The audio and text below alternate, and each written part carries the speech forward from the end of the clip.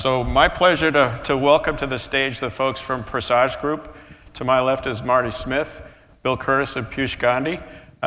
Marty is in the midst of a career in analyzing decision-making. He likes to call it decision-making in the moment.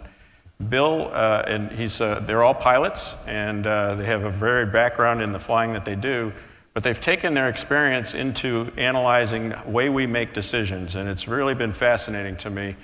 And the way I came across them, and we in the safety committee committed to pursuing this project with them, is kind of interesting.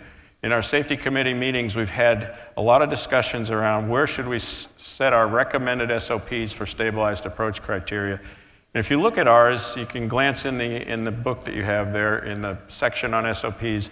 Our recommended is VREF -5 to VREF +20 is considered stable, and other folks say, no, you should never go below VREF. And so we got into some arguments, and I've always had kind of a concern about, are we giving the right recommendations? And so in my position at NBAA, on the board of directors there, I got introduced to the Flight Safety Foundation. I asked this question, what is the standard in industry for stabilized approach criteria for business jets that are tending to have these issues running off runways? And there was a report written that Bill Curtis was a part of, released in 2017 on this very issue, much to my satisfaction, because it spoke right to this issue that we wanted to pursue. And that report goes into the way they do their process, which they're going to show you here in a minute. And I am just thrilled with the way it's turning out, because I think it's a game changer for the industry. It's kind of one of those things when you see what the product is, you kind of go, why didn't I think of that? There's so many nice things that are good catches for being in trouble that it really is satisfying. So when I was flying as a test pilot in the Air Force out at Edwards Air Force Base, Chuck Yeager used to come into the bar every once in a while at the end of the day. And not that I really thrilled in having conversations with Chuck, because it was always a one-way conversation, but he did say a few things that really stuck with me, like you always have to have a way out. No matter where you are in any phase of flight, have a plan B, always. And so that's what this is, and it really resonated with me. So we got into pursuing this with Marty and his team, and they're going to take you through a flow of how this works. And then tomorrow, Bill and I will come back and we'll dive into the details of how you can apply it to your flying. And we'll talk some more about that. So, Marty, over to you.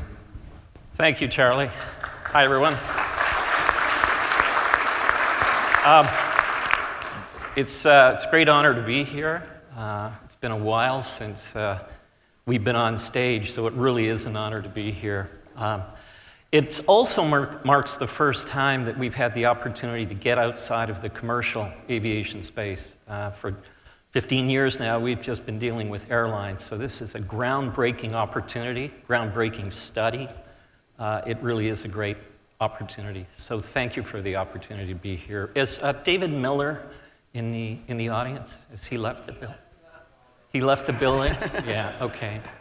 So in the full spirit of transparency, when I left flight operations, I went to study psychology, human decision-making, got my PhD in clinical psychology, because I wanted to study pilot personalities.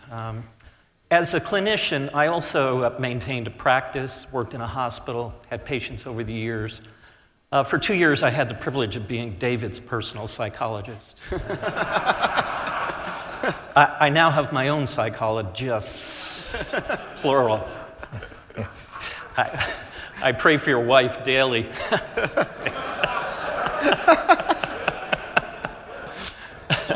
So on that note, I do want to take a moment and introduce Captain Bill Curtis.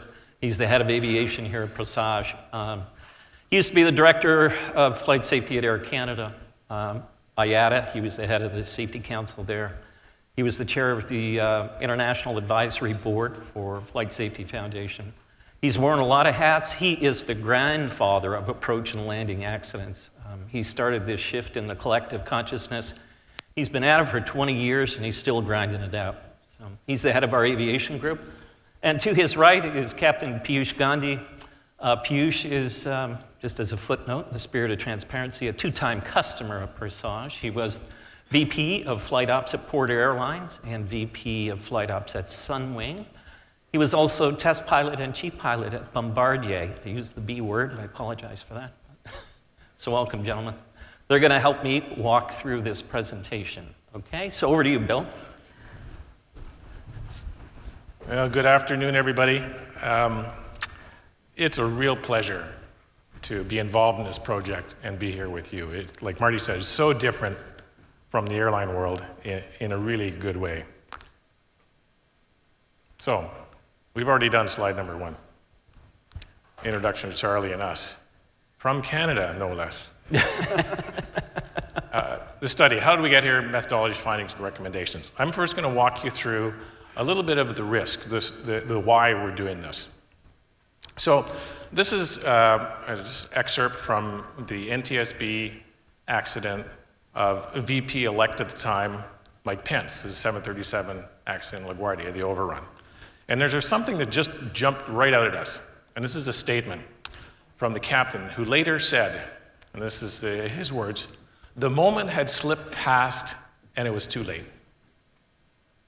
He said that there was little time to verbalize it, and he instructed the first officer to get the plane on the ground. So the moment had slipped past, but he had time to tell the first officer to get the aircraft on the ground. So it really hadn't slipped past, rather than call for the go-around. So what we want to do is change that mindset so that the moment doesn't slip by you. The moment stays alive, and in fact, your pump is so primed to make that decision to go around, it's much easier. This is what we're trying to change. So let's talk about the risk first, preventable accidents. This is what you're looking at on this chart is a 5-year snapshot of approach and landing accidents, non-fatal and fatal. This is from IATA. So it's commercial data, but from what we've seen from the business world, the data is the exact same. In fact, maybe the business community is not quite as good. Along the bottom, you'll see phases of flight: pre-flight, taxi out, takeoff, RTO, et cetera, and I have 2 phases of flight circled: approach and landing. It's not a surprise to us to know that most accidents occur in the landing, but what might be a surprise is the magnitude here. Look at the difference. So I'm going to discuss this in 3 sections, call them A, B, and C. When we see this, the first reaction of the industry is usually, let's get after that unstable approach. That's the nemesis, unstable approach. We got to eliminate unstable approaches. Where in the industry, we're stable 98% of the time. That's fantastic. How much work are we going to put in to get at that extra 1 or 2%? So that's argument number 1. And that's the go-to section for the industry. We got to eliminate the unstable approach. Discussion point B. Okay, well now we're unstable. Now what? We have a critical industry policy to go around when we're unstable. Based on this data, arguably that's our most important policy in safety. Look at the magnitude here. That's our most important policy. You know how often we go around? 2 or 3% of the time. So we comply with our most important policy 2 or 3% of the time. You're all business people. Would you accept that performance of a critical policy in your business? So that's argument number B. Okay, we got to go around all the time. That's it, we got to go around. So improve upon 2% in the stable approach statistics, or improve upon 98% of going around. Which one would you choose? Where's the bigger opportunity? But there's a risk in a go around itself. So the other statements on there, 83% of approach and landing accidents are preventable with a go around. That was a study done by the Flight Safety Foundation going back about 10 years ago. And a statement I made, Marty said, I've been at this a long time. My statement down the bottom there, Curtis 2007, no other single decision can have such an impact on the industry accident rate than that one decision. There's no other single decision that can impact our safety more than that. Okay, go around has risk. Same period of time, same phases of flight. These are fatal accidents. Clearly, we have to look at ICL, that's initial climb, and cruise, that's the worst, right? Not so quick. These are just counts, and this is typically how we look at this in the industry, counts. On the go-around and RTO, those are the only 2 phases of flight that we enter voluntarily. In other words, you have to enter 100% of our flights, enter every other phase of flight to go from A to B except for those 2 phases. So we do that purposely. In the commercial world, I'm not sure about the business world, but in the commercial world, only 0.5% of flights do go-arounds. 0.5% contribute to that count. When we normalize the data, this is what it looks like. That's the difference in fatality rates on the go-around phase of flight. So it's not that previous picture, that's the picture. So we put, one further thing, we know statistically, and this is very consistent, 1 in 10 go-arounds will report some type of problem, an altitude bust, a TCAS RA, a missed clearance, a wrong turn. 1 in 10, that's not a good statistic, let alone the fatalities. So let's put these 2 graphs together. We've got the most common type of accident on the left. Look at the magnitude of that.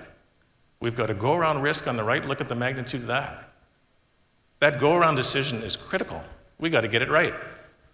We want to have high compliance of go-around decisions, but we want to minimize the exposure to that decision, that go-around exposure.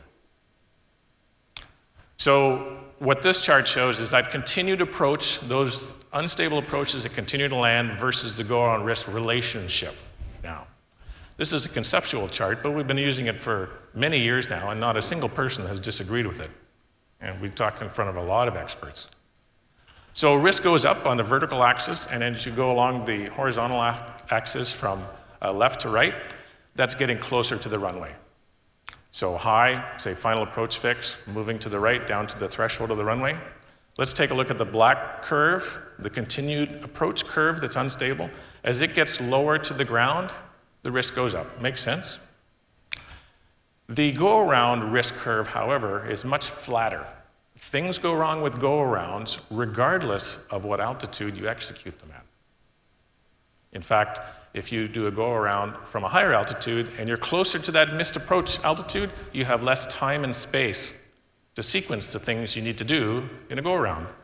So some will argue that red curve actually bends down as you get closer to the ground, because that's where we practice go-arounds in a simulator. And it gives you more time and space to do stuff. So what we're actually trying to do, though, in this process is find where those 2 curves cross. Where is that sweet spot? And try to avoid risk transfer from a minor unstable approach, say that's close up to the final approach fix on the far left of this chart, prevent that transfer of risk to the go-around risk. We need to find that sweet spot.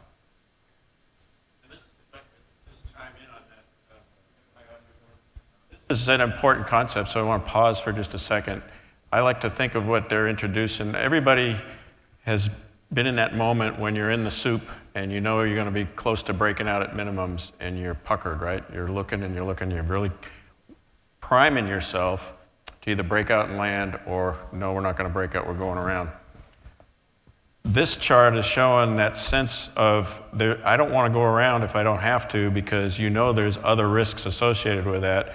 And you remember the accident review of Dale Earnhardt Jr., where they kept pressing and pressing and pressing. They kept saying, I can fix it, because in the back of their mind, they thought going around was more risky than continuing, and you can fix it till the day you can't. And so what we're trying to figure out for our group is, how long do we go till these cross over, and continuing to land when you're unstable becomes like the Dale Earnhardt Jr. accident, where there were 6 out of 7 unstable parameters and they couldn't keep it on the runway.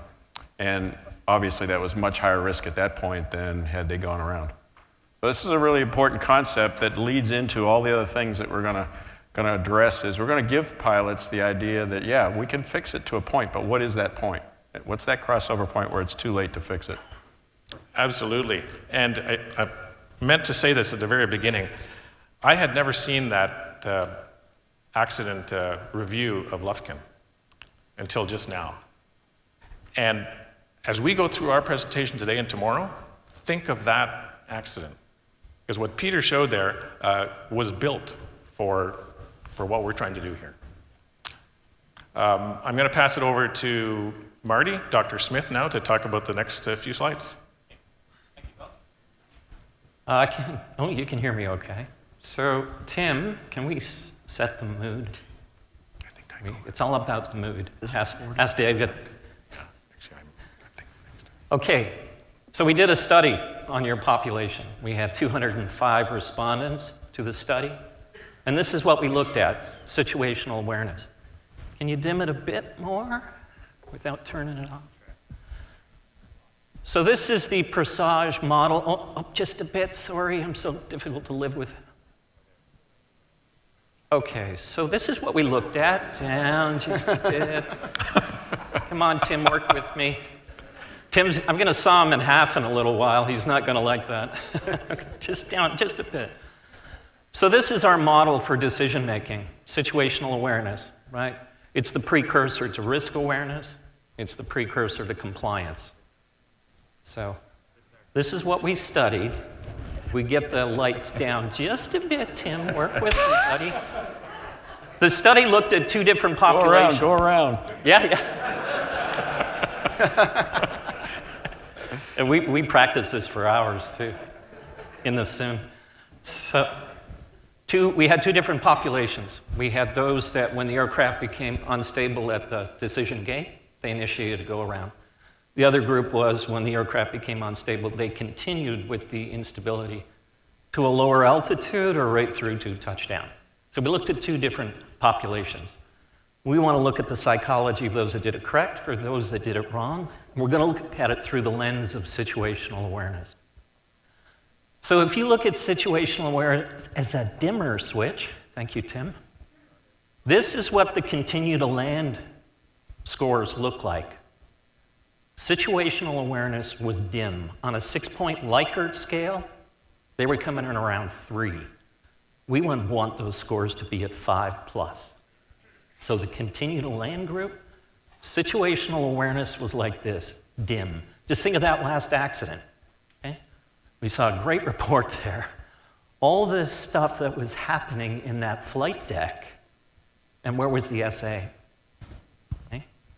Your data says that those that continue to land with instability, there's multiple factors going on around them, their SA is low, very, very low. Okay, put it up to 50% if you could, Tim, thank you. And those, the group that were compliant, their SA was much better, but it wasn't at 5. Okay? It was north of 4, 4.5 on some measures, but not where we wanted. Okay? So important to note, there is the psychology of risk, where situational awareness is concerned, very different for the group that continues with the instability. Next slide, Bill. So we did this study. We did a questionnaire, 205 respondents. We had 3 different groups we looked at, continue to land group, unstable. A compliant group did the go around. We also had a general group. This is the pilots who responded to the survey. They didn't do a go around. They didn't continue with an instability. They had done neither, but there were questions they could answer in the survey, and they did. So is everybody tracking to the distinction he's making there when 205 people responded? Some of you gave a scenario that said you did do a go-around, and others did an answer where you said you continued when you were unstable, and some of you said I didn't get confronted with either of those. And so the analysis breaks into a fork at that point when you made that choice. And so all of the data that they've collected is based on what your choice was in those scenarios in the questionnaire. And it led us to see differences in the way we might do SOPs to help all groups. There you go. That was beautifully articulated. Okay, so we're clear on that. This is the methodology itself. We release the questionnaire. We do, it's mapped to our constructs that I just showed you, and as I mentioned, continue to land group, much poorer performer on those measures. We do the analysis. We throw all kinds of stats at it against our constructs. Those are the 9 constructs for our situational awareness. We do a factor analysis that is the lived experience of the questionnaire. It's really the backbone of the findings. We have high-level findings, and we have findings that are in the weeds. We generate recommendations. The recommendations we develop based on our subject matter expertise our knowledge of brain science and human decision making. And then we take those recommendations and we brought them down to Wichita. This is where we met with a dozen of your colleagues who were in the working groups. Those folks are here. And I can't say enough about their participation. They were phenomenal in translating our findings. They generated findings and recommendations for the next step, and that's to simulator testing and trials. We did that again in Wichita with the amazing help of Jack and his team. Thank you, Jack. And then we're at this place right now where we're going to package this up for deployment, and about 12 months downstream, we're going to do a test, another retest on how well are the new policy practices doing. So that's the rollout. We're going to be here for another year anyways. Next. Here's some high-level findings of the study. Members do not believe current go-around policy is realistic. They're not buying into it. That's kind of the, I can fix this. I know I'm not quite stable, but I can fix it. I can fix it, right? Yeah. And most of the time we do, until the day we don't. So where is that line that's better defined? And is it because in the back of your mind you feel it's more risky to go around and you're going to keep pressing? So that's what we're trying to find here. Like more readily available zone of operation for you where you're more willing to accept what those criteria are and you believe that they really are a limit as opposed to I can still fix it. Yeah. We're going to break out a data point on this in a moment. Landing zone awareness is lacking. So touchdown zone guidance, very poor. How about the guy that landed at Lufkin thought he'd touch down at 1,000 feet? If you're 74 feet and you're on a 3-degree glide path, you multiply the altitude at the threshold by 20. He was at least 1,500 feet down when he touched down. So that touchdown zone awareness for most of us is just not quite there, right? And minimizing task loading is critical. Study found that there was a, well, we'll break it out on the next slide for you in a moment, but workload is an issue. The last bullet speaks to that. Number of instability increases, so does the likelihood of continue to land. And that is classic of what happened to the folks in the Dale Earnhardt Jr. accident. When they were interviewed by the NTSB, both of them said they were stable, but they were unstable on 6 of 7 parameters. And so they were tunnel vision, focused on what they were trying to get done, which is get slow enough to touch down. And they missed the fact that they should have gone around on 6 criteria. So here was a question we asked in the actual questionnaire itself. How low do you believe it would be safe to continue the approach while also being safe to execute a go-around? When, and in the center you're looking at these plots, that's height 0 to 1,000 feet above ground. Across the bottom, we've got conditions that we manipulated. Okay, that's configuration. We have environmental conditions. We have energy management. We have profile here. And so we asked the 4 different populations that responded to our study, how low would you go? This is the pilot's mental model. What it is it's not 1,000 feet. Okay? Many of these measures are below 500 feet. From a psychological point of view, the pilot's mental model is what they go to bed with. It's what they drive to the airport with. It's what they walk into the flight deck with. Their mental model will often trump a policy or a practice. So for us, this is a very, very important data point, pointing to us in a direction of, in terms of the policy being realistic, not so much for this population group.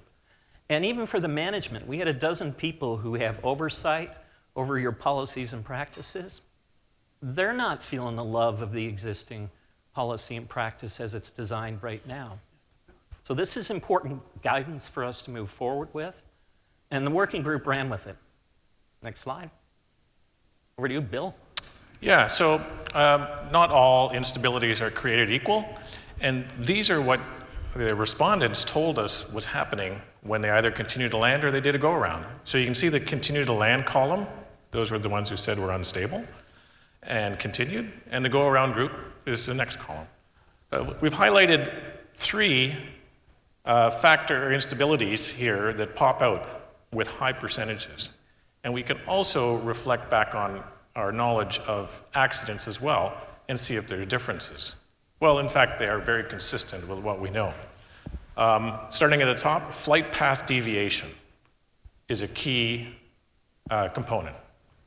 Down at the bottom, crosswinds. Did you know that 50% of, first of all, 50% of runway excursions follow a completely stable approach. So if you even eliminated stable approaches, you'd still have a large problem. Remember that big spike. And 50% of runway excursions go off the side of the runway. Not off the end always. 50% off the side. So we got to separate those two and attack them differently. So crosswind's a big component, and no surprise, look at airspeed. So the working group focused on these primary components. The other ones are important too, rate of descent, etc., but not all instability factors are created equal.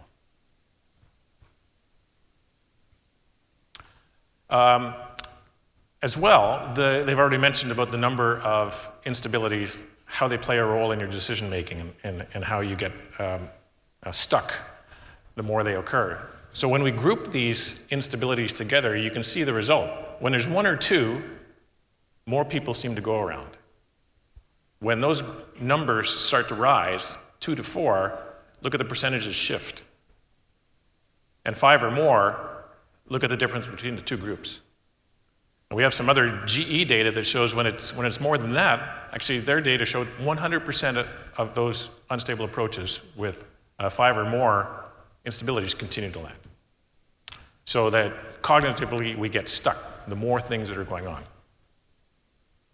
Now, before we run this is going to be a little bit of a audience participation thing. If you could bring the lights, the general lights down, guys, that would be great. And I'm going to talk about this before. Don't run it yet there, Ben. This is a selective blindness attention example. Many of them on the internet. Some of you might have been familiar with the Harvard test that was done back in the 90s, where they have young basketball players bouncing basketballs, and you're supposed to count the number of bounces. And during the middle of the whole process, a gorilla walks across. Yeah, you remember that. No one sees the gorilla. It walks across and waves. You don't see it. So this is an example. It's not the phenomenon here that is going to be the point at the end. Call it tunnel vision, blinders, they're all the same thing. Important when you do this that you follow my instructions, okay? So what's going to happen is I'm going to get you to focus on the center dot, the green dot. It's going to flash green and red, okay? It's going to blink. The blue crosses are going to rotate clockwise. They're going to keep on rotating. And then we've got the yellow dots on the outside. I want you to focus on the center dot and watch it go green to red. And while you're focusing on that center dot, the yellow dots are they're gonna blink on and off, and they're gonna disappear, and they're gonna blink on and off. The blue crosses are gonna rotate. Keep focusing on the center and follow my instructions. Okay, Ben, can you run it? Okay, focus on that center dot. See it blinking? Keep staring. Oops. Keep staring. And while you're focusing on that center dot, the yellow ones will disappear. One will disappear, all will disappear. Keep focusing. Okay, now look away from the center dot and look at the yellow dots. How much are they blinking? They're not. They never did. You were so focused on the center that you lost track of what the yellow dots were doing. This is what happens in the cockpit. So you can stop it now, Ben, thanks. So what we do in our process, what was important about in that whole thing is not the phenomenon, because lots of what happened when I gave you an instruction. I brought more information by giving you an instruction. So by building SOPs and procedures, really smartly, we can change the intake of a pilot in the cockpit. So our high-level recommendations from our SMEs, very quickly, create a realistic policy with goals and limits in the approach and landing. That'll make sense the rest of today and tomorrow. Meter the tasks further upstream. Task loading is an issue, especially with single pilot. So where you can, move stuff upstream. focus attention on the priority instability issues, not all of them all together. They have different importance. Provide awareness and guidance. This is part of it, the Hold Safe to Land initiative. And CJP has to commit to their actions. This is the program, the management. The sim trial design, I think I'm going to pass this over to Marty to talk about. So we took the working group's recommendations, took it to Wichita, literally, and created a test condition where we broke out 2 groups, a control group, which essentially looked at, it's a smaller group, that we applied these approach instabilities. It was a randomly designed study, so nobody knew what they were getting. It was blinded by the participant as well as the subject matter expert, the Presage person in the flight deck as well, monitoring the process. And so we had 8 in that condition. They were using the current calls to manage the instabilities. Okay? The other group, 13 individuals were in that group. They were using the new policy and new practices. They had a week or so to get trained on it. We had a couple of people that got trained on it an hour before that, but they actually performed very well as well. So what we did was we ran them through these studies. It was randomized, so nobody knew what they were getting. At the end of it, we looked at a comparison between these 2 groups. Okay? We had a total of 210 approaches in this study. We varied them up. We had visual approaches. We had RNAV. Okay? We tried to reflect what it is your missions look like typically.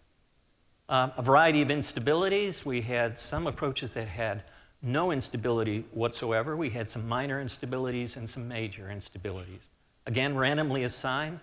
Some of the instabilities were correctable by design, that the pilot could maneuver the aircraft in order to maintain or correct the instability to the final gate where the decision was to be made.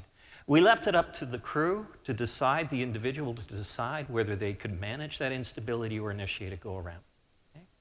We did the analysis of that data, and it should be on the next slide, Bill. So new procedures, group awareness was higher. We tested them on our situational awareness conceptual model again. Their scores overall were higher than the condition that used the present procedures and practices. One of the techniques we had was a talk out loud. Those were higher scores. That essentially allowed the pilot flying to be the pilot monitoring for himself as well by talking out loud. We know in the psychological terms, when you can have multiple sensory inputs, you're going to anchor awareness much richer. Very high percent of pilots agree with the effectiveness of the new practices. Those numbers are in the high 80s, high 90s. In agreement. Glide path guidance was followed late in the approach versus visual vertical guidance. And that ended up with a late nose-over tendency. I don't know, Charlie, if you want to speak to any of that. Yeah, we're going to get into that a little bit more tomorrow when we talk touchdown zone awareness. And when you transition from your instruments, especially on things like glide path, to the outside, there are occasions where the PAPIs will not coincide with the glide path. There are occasions where they do.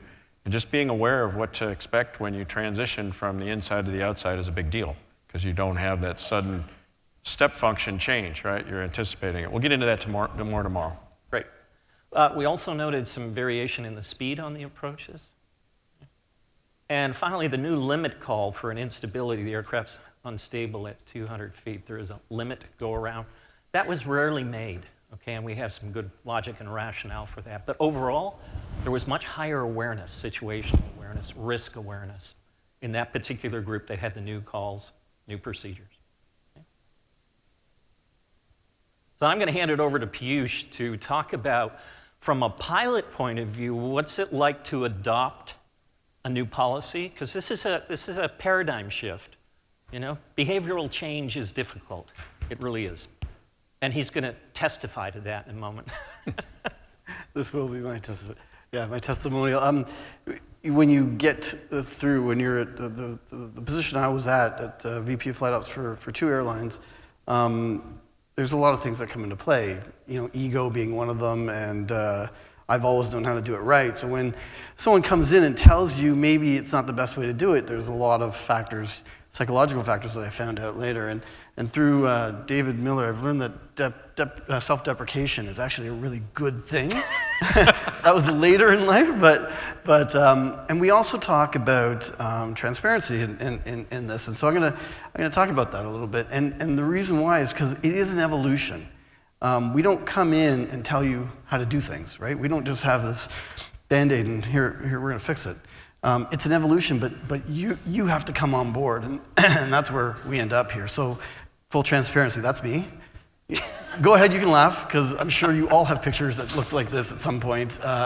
But that's where you start the evolution, right? This is me. This is when I was just about to start aviation college. So I went from that to Mr. Test Pilot guy here. And then that's Global Express serial number 1. That's the original test vehicle for the Global Express, and that was in Wichita. And that was my job. I was a test pilot. I was the chief pilot at Bombardier at the time. I was writing the procedures that went in the QRH. I was the one that literally off my computer, and then they go into the book that goes in that airplane. So that's where I know how to do this, right? And then one of our customers said, well, I'm starting an airline, so I'm going to take chief pilot with me. So that's where I became the airline guy. And as the airline guy, I took the procedures and all the knowledge I had as a test pilot and I brought them into our flight deck and said, this is how we're going to operate the airplane. Until Marty comes along and he says, there might be another way to do this. Thanks for that timer. Is that telling me something? So you have, can I have the thing back here? So you have curiosity. There was curiosity. And then there's denial. Well, when you get the denial, this guy comes back, and he's listening to this guy saying, what the hell is a psychologist going to do telling you how to operate these airplanes? You know way better than he does. So you think about that a little bit, and then you get to phase 2, which is a realization. You've done some internal research. Maybe he has something. Maybe there is something here that we can all learn from. And then you go back to more denial. Because you're like, nah, what is he going to tell me that I don't know? And so airline guy comes back and says, no, I know how to do it better. Until you go and do this questionnaire that all of you have done, and you get the data, and you realize that only, in my case, 44% of our pilots actually believed in the procedures that I wrote. And that's a bit of a punch in the gut. And so you say, okay, let's listen. So let's get a working group together and start developing. If you guys know how to do it so much better than me, then why don't you do it? So we did that. And we came back, and they gave us some answers. And so we built some SOPs. And that more denial came in. And so we built these SOPs. And then these two guys came into my office, and they said, you didn't go far enough, Piyush. You're not listening to the people out there flying your airplanes. You think you know better, but you actually don't. Another punch in the gut, but you got to take that, and you got to be humble about it and eat that a little bit, because for the better good, we have to build procedures that people will actually use. So the light goes on, and then I'm like, okay, I got it now. From that day, that was in 2015, I drank the Kool-Aid. From Porter, I went to another airline, 737 MAX 8 operation. I was the VP of flight ops there, and brought Presage in, and I'm drinking the Kool-Aid, and I'm like, now I'm preaching this stuff. And then an opportunity came to join Marty and his team. So what we did is we took action. We developed an awareness program. We built new policies. We revised the stable approach guidelines. We introduced active calls and visual communication, and developed procedures for the landing phase. And there's another piece in that called management oversight, which we didn't do so well about. I'll show you that in a second. But we went and did it. You dive in and you do it. And this is what's happening at CJP, right? This is what's happening, and it's so exciting to see this. When we were sitting in those working groups in Wichita, incredible, because in the airline world, we assign pilots to these working groups. This is now your task, so they got to kind of do it. But CJP, we didn't know. Like, these are accomplished business people, and you're going to put 10 people in the room, and are they going to leave their egos at the door and actually listen to each other? And it was, within the first 10 minutes, we could see it. And everyone that was on that group, I mean, that was a really incredible moment for at least for me, but I'm sure a lot of people got a lot out of that. But here's where the results came. This is real data from Porter Airlines. Unstable approaches, you can see the green bars, they improved, or reduced rather. Deep landings, we reduced the number of deep landings by 30%. Almost overnight, it just went boom. We did so much better all of a sudden. Go around rate change, the red is after implementation, and this is go around at less than 100 feet, RADALT, improved. That's when you're into this danger zone where you're now into what we're going to talk about this, your landing limits, and they make a decision even after that go around execution point that now they actually have to get out of there. It would have or could have helped in that Lufkin accident we heard about. Go around exposure reduction, we improved there. This is just some anecdotal stuff. On November, I think it's November 11th of 2016, so after we had implemented, 5 aircraft went around at YT, so that was our main base. And it was all because the wind was gusting in that period, and every one of our pilots that did this, they saw something that they didn't feel right about, and they had the confidence and the knowledge and the procedures to check out. They got out of there. And any one of those could have ended up with a problem, but our procedure saved us that day. When do you ever have, that bar on the left there, when do you ever have 89% or 90% of pilots agreeing on anything, quite frankly? But when you have that kind of, that number was around 44% before we started with Presage. The pilots at our airline built the procedures themselves, so they believed in them. We empowered them to build their own procedures. And what did they do? They built procedures that they liked, that they understood, and made sense to them. Marty talked about his 9 constructs. You don't need to know what these numbers are, but all you need to know is that from before to after, there was an improvement. That is empirically the improvement of the situational knowledge of our pilots from before Presage to after Presage. It's definitive. There's one that went backwards. The bottom one there, environmental, went the other way. And that, again, environmental meant that your management, that management oversight piece, management has to have proper oversight, and we weren't doing our job enforcing the new policies and procedures. We ended up turning that around eventually, but we didn't realize how important it was until then. I think that's it. Thank you, and we're going to pass it back to Bill here. Thanks, Piyush.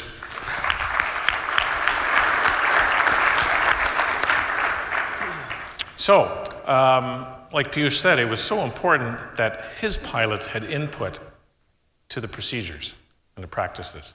The working group process was your input into the new practices. And as everybody has said so far, the individuals who gave their time and flew into Wichita at their own expense were fantastic. I can't say it enough. So we threw a lot of stuff on the whiteboards. As you can see, we used graphs, we showed them data. This go-around decision-making working group, these were members just like any of you. They were not astronauts. Although we had the great advantage of having an astronaut in the room at the time. Their task was to take all the findings and turn them into recommended practices. And this is what they did. We met for 2.5 days in person, really intense days. Then we continued on for 4 Zoom conferences as well, before going into the simulator. And there was another sub-working group to do another specific task. A lot of input, great participation for you guys to develop your own procedures. So real quickly, I ask you, remember one of the findings was a lack of touchdown zone knowledge? So what did the big fat white markers mean? Notice they're in different spots on these runways. What do the distance markers mean? We put paint on the runway for a reason, don't we? How often do we look at them? What do they tell us? We've been told to land on the center line, right? That's good advice. But can I go to the left 1 foot? Can I go to the right 10 feet? How far have you been told you can deviate from the center line before you have to go around? I bet you haven't. 50% of runway excursions are off the side. It sure would be nice to have a reference, wouldn't it? Did you know that Charlie's already referenced this, that there's a difference between PAPIs and ILS guidance? That is normal. You're going to see conflicting data. What does it mean? We're going to go into that tomorrow. So the working group looked at something that we recommended, used some very high-level strategies to build these procedures. Three-legged stool. The one on the bottom, you have to believe in your own practice. You have to believe in it. Otherwise, it's a real uphill battle to get someone to do something they don't think makes sense. To the left side, after you do that, you've got to make people aware. Not only, we say strategically and tactically. Strategically is what we're doing today. Long term, the Safe to Land project, that's the strategic awareness. Teach you as members what this is all about.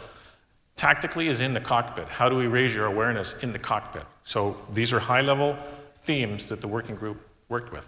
The third one, manage the recommended policies. Like Piyush said, if you don't manage what you put out, people are going to do what they think is best. And this is what happens in airlines. In your association, it's different because you don't have management telling you what to do. You have recommendations to do. So how do we accomplish that third leg of the stool? I can tell you the feedback from the simulator. Actually, I'm just going to, I can tell you right now, and I have this very, very quickly.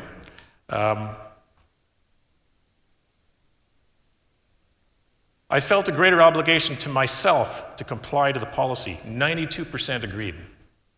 That's self-regulation. Calls I used to ensure my obligation to comply, 100%. Calls made me feel absolutely committed to executing a go-around at or below stable approach gate, 85%. This is your own members telling you that coming out of the simulator with these new practices. So, how do we prime the pump to make a go-around decision? Well, in today's world, the stable approach goal of being stable is also the same point you have to make a decision to go around. So the goal and the limit are the same. That's really hard to reconcile in a moment without any warning between the objective and having to take a different course of action. So we've learned that we need to separate the goal and the limit. Think of an EGPWS system. It doesn't all of a sudden out of the blue say, whoop, whoop, pull up. You get warning, terrain. So you get time to process. You get time to prime the pump to get ready to do the next thing when that EGPWS system says, whoop, whoop, pull up. So this is the process that the working group considered as well. Create a goal, stable approach, and a limit, which is when I have to go around. Two separate policies, but they work closely together. And in between, you provide a warning. So you can prime that pump that when you hit that limit, you're already, at least subconsciously, if not consciously, ready to go around. And this, again, is what I feel is the pucker factor moment, like when if you can imagine yourself on every approach having a point in time where you're priming yourself like you would on that approach to minimums in the weather, where you're passing 500 feet and your minimums are 200 feet, and you're saying to yourself, if I don't see it, I'm going around. I'm getting ready. I'm getting ready.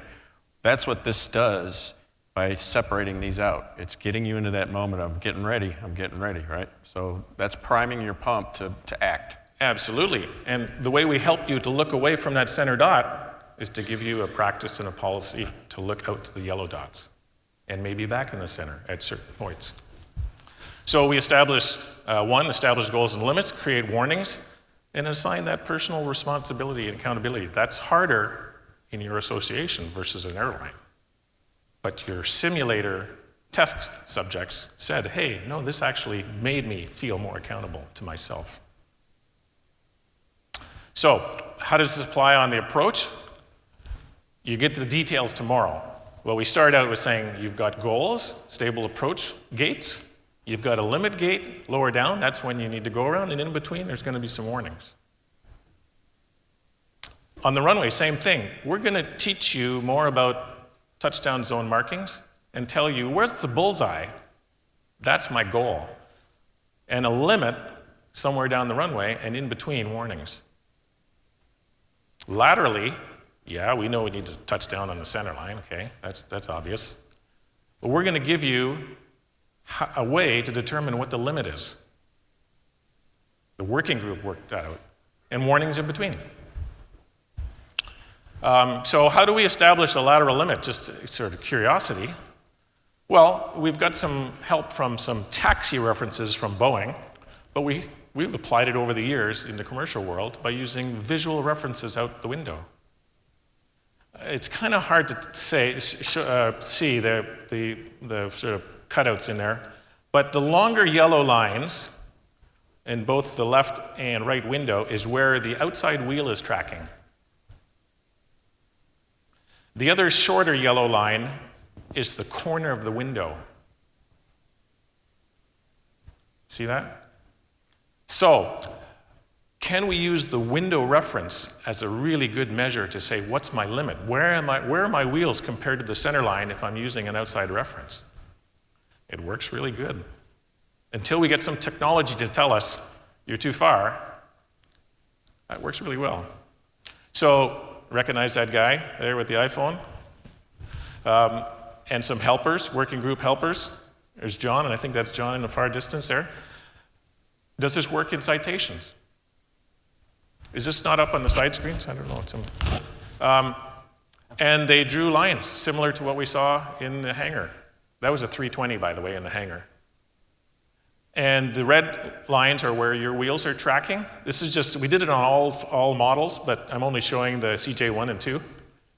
The red lines are where the wheels are tracking, and the blue lines are 5 feet outside that, just for reference. So the working group had this to work with. And finally, this is the last slide, on the awareness leg of the stool and the management leg of the stool, the CJP commitment. So when we talk about strategic awareness, the whole Safe to Land initiative is that. That's the strategic knowledge and guidance and information training you're going to get. CJP commitment. The board has agreed that they write this in their charter, so there's accountability to this program going forward. So when Charlie leaves and the chief pilot, what's his name? David Milner? Milner. Oh, Miller. Milner. David Miller. Milner. David. When he leaves, there's something there that the next people coming in will be accountable to. Tactically, there was a checklist redesign to meter things upstream. There's a cue card, which you'll get tomorrow to work with. New stable gate, new go-around gate, a TPL. You'll hear this a lot. Touchdown point limit. The line where I get a touchdown by on the runway. Lateral, LTPL, lateral touchdown point limit. So you'll get those limits. That's all tomorrow. And that's all I got right now. We got a few extra minutes, I think, if my watch is correct. Yeah, that whets the appetite, I hope, for where this has gone. I'll just tell you, I'm entering my 50th year in airplanes, and I wish I had this when I started. But I don't want to oversell it because you're just getting introduced. But I've never seen anything that could make a difference to landing safety than this, like this, in my entire 50 years. So I'm really excited about what this can do for us. I'm really looking forward to tomorrow with Bill diving into the details so we can show you more of how you can apply it. So, David, over to you. So this is incredible stuff, Charlie and Marty and Piyush and Bill. When I first got involved in this, I thought it's another one of Charlie's ideas, but this is the real deal. And every one of us in this room is a PIC, a pilot in command, but occasionally we are PARs, which is a pilot along for the ride. Sometimes we don't know exactly where the airplane is going, and not knowing how and when to do a go-around can be a very expensive experience. The working group, which was not the safety committee, the working group was 10 pilots, only one of which was on the safety committee. They were regular members of CJP, and they came in and spent their own money, thousands of dollars just to get there in 3 days, and it was an amazing experience. They came up with all this independently. It was not fed to them. They came up with the name. They came up with the process. The whole thing you're going to see tomorrow is surprisingly simple, but it's not easy. And it's not easy because it requires a change in behavior. So what we're going to do over the next 18 months, and Tom, you want to come up, and Randy, make some comments too, over the next 18 months is try to change your behavior just a little bit. And if we can do that, we can fundamentally change the risk profile of runway excursions. This is, we're calling this the Safe to Land. You want to throw the logo up there? So the group came up with, how should we do this? Should we just write it up in our little booklet and then everybody's supposed to do it? And no, they decided that this is a big deal. Our partners at Flight Safety think this is such a big deal that they are seriously considering changing their training and incorporating this. This is not just a citation thing. What you're going to see tomorrow could fundamentally change the way every pilot looks at landing. It's that big a deal. Randy, you have any comments? Or Tom, come on up. Thanks, David. Well, we thought as we're immersed here in this great safety content, we just draw the bigger picture for a second organizationally. When you hear the name CJP, we're actually two organizations, the association of which we're all members, and the foundation, which is a 501c3. And we set it up when the initiative to have a safety effort came forth a few years ago. It's the structure that enables all this to happen, and it's a broad range of activities, not just this effort you're seeing today, which is fantastic, but the What Good Looks Like videos, the Gold Standard Safety Award, the in-flight guides. It's a big range of items, and it's wonderful work. I think we're all pretty pleased with it. Tomorrow night, when you're at the event, which is going to be wonderful, and you're tempted, hopefully, by some really great auction items, remember, the proceeds are going to support this effort. That's what's happening here. So thanks.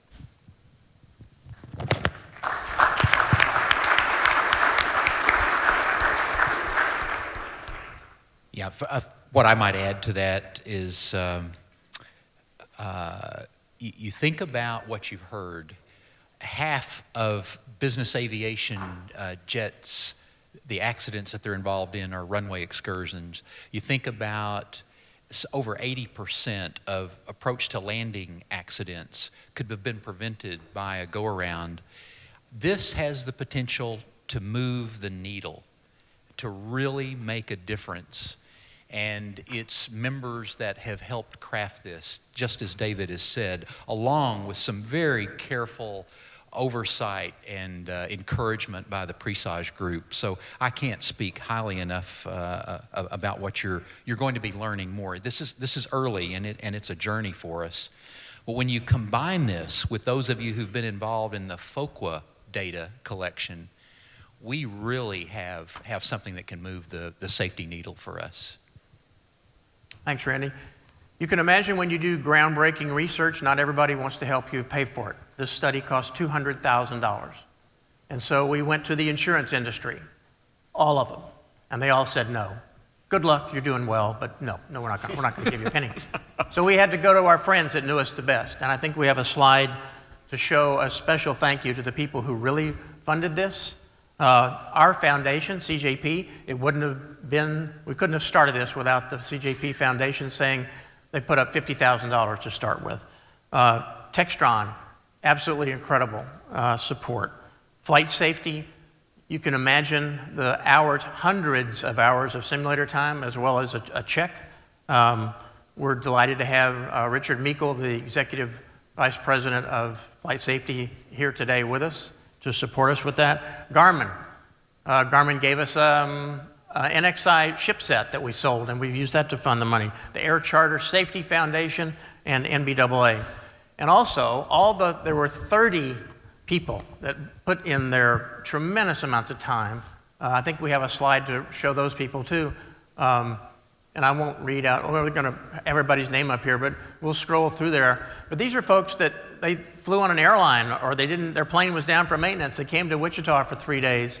They risked their life riding in a van with Charlie. Where's your name tag? Yeah, right. You know those you don't have your name No, tag no, on. I don't have You a shouldn't name even tag. be in the room. But So I want you to watch for, what did we call it? The test pilot of the go-around study, Test right? pilot. Test pilot. Look for those tags. Those are the folks that are on the board here, and check out what they thought about their participation in this. Many of you are in the room here, and I just can't thank you enough for the effort you put in. It was humbling for me because it really showed a dedication to, number one, understanding the problem and then contributing to a variety of perspectives. So we all have a different experience, but what I've learned is I can't have the same experience all of you had unless you give it to me and share it with me and I can internalize it. And that's what this group did for us. It was really huge. And just can't thank you all enough for participating in it. So thanks.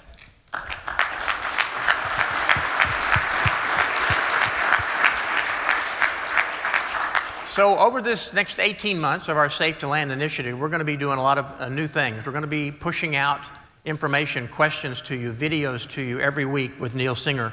We're going to have a bi-monthly Safe to Land newsletter. We'll have a dedicated Safe to Land portion of our website. Our regional events next year or over the next 18 months will have Safe to Land programming for that. Our What Good Looks Like videos will be focused on the Safe to Land stuff. Flight Safety has agreed to develop a course so we can teach this in the simulator. We may be even using our companions to help us with these new call-outs. Tomorrow you'll see a really cool cockpit briefing guide, a laminated guide to help people like me. I need to see it. I need to see, okay, what am I supposed to say when I'm here and what am I supposed to do? That's already done. You'll see that tomorrow. We'll tie FOQA into it. So Charlie's initiative with, how are we doing? How do we measure the success of our efforts? And we'll incorporate this into our Gold Standard Award. So it's going to be cool. It's going to be, we'll start it in January, probably January 1st. The work's already begun. And we'll try to make it fun and interesting along the way because, they say the sky is, the runway is the limit.